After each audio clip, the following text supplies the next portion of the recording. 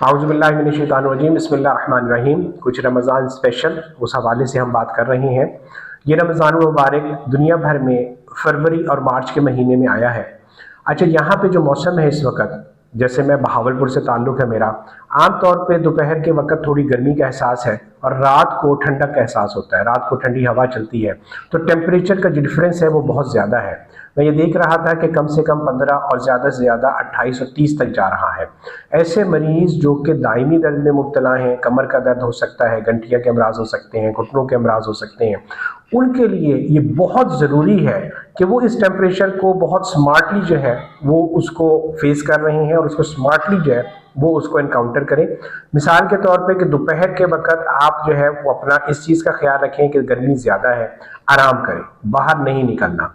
रात के वक्त ठंड का एहसास ज़्यादा है तो लिहाजा अगर ज़रूरत है तो अभी भी मोटे कपड़े और ऊपर से जो ये ऐसे मरीज़ हैं वो लाजमी कोई शॉल, कोई स्वेटर हल्का ये ज़रूर इस्तेमाल करें।